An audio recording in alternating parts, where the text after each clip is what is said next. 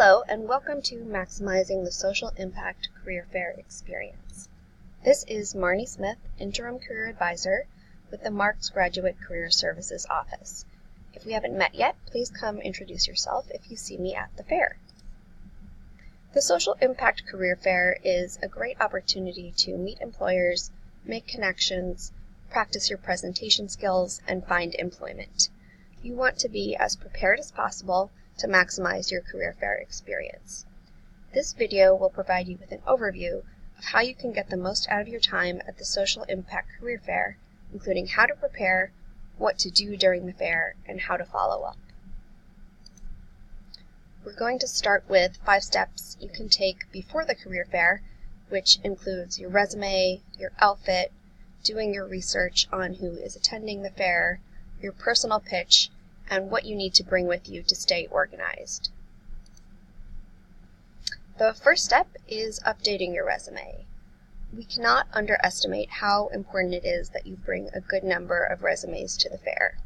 There are going to be a lot of great employers at the fair, and when you connect with them, you're going to want to be able to give them your resume so they can see your background and contact you about opportunities. There are going to be students from colleges all over this tri-state area, and if you're a Marxe student, your resume needs to reflect that. Make sure you've got the name of the college, your degree, your date of graduation clearly presented on the resume. If your resume needs some work, we encourage you to make an appointment with the Career Services office at your school before the fair. Step 2, select professional business attire.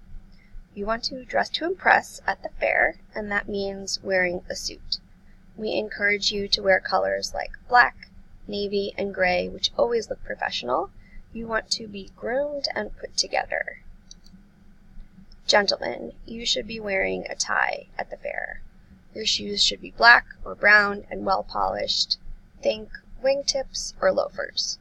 Don't wear sneakers and don't wear white socks. Ladies, our recommendation for you is black, brown, or navy blue pumps with a low heel. You don't want to wear any sandals, sneakers, platforms, or any super high heels. If you want to wear jewelry, just make sure it's understated and appropriate. We highly encourage all students to research the employers attending the fair for a few reasons. The first reason is you want to make a good first impression. Making a good first impression means being prepared and knowing what the organization does, what services, products, and programs they offer, and what problem they're trying to solve. You want to make sure they know you've done your homework and that you are someone they want to hire. The second reason is time management. The fair is going to be busy. You want to visit the employers you're most interested in first. So you want to make a list of the employers you're targeting and find their tables first. If you go to the URL on this slide, you'll find a list of all the employers, links to their career pages, the opportunities they're hiring for, and an overview of what they do. Speaking of making a good impression, you definitely want to practice introducing yourself. If you've ever heard of a personal pitch, that's what you're going to be giving at the career fair to employers. Essentially, you want to explain who you are, including your name and education, what you're interested in, as well as the skills you have that will be relevant to the employer. You also want to make sure you smile, have a firm handshake, and make good eye contact. The final step of preparation before the fair we're going to talk about is staying organized and what you're bringing with you to help you keep it all together. There is going to be a coat check at the fair. Don't leave any valuables there, but it's nice if you can leave your coat and then you won't need to carry it around.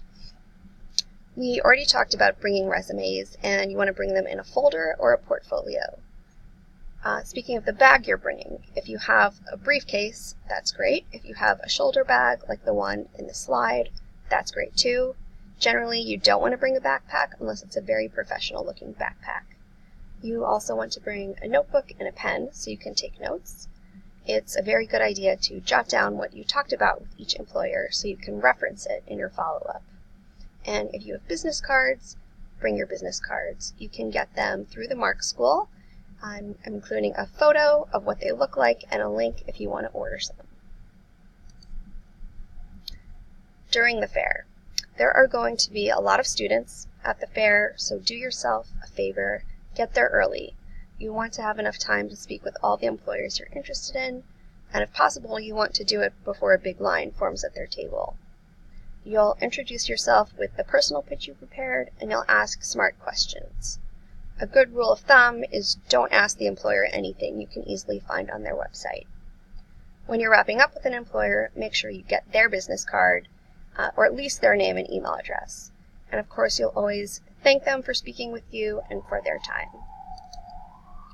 After the fair, you want to take your business cards that you collected from employers, email those employers, follow up with them, connect with them on LinkedIn. Some employers may tell you to apply to opportunities online, and if that's what they ask you to do, that's what you'll do. Also, we encourage you to take some time to reflect on what worked for you at the career fair and what didn't. If you realize that your personal pitch needs some improvement, then that's something you can work on for the next fair. And if you haven't registered for the career fair yet, here is the URL where you can do so. Thank you, and we're excited to see you on March 2nd.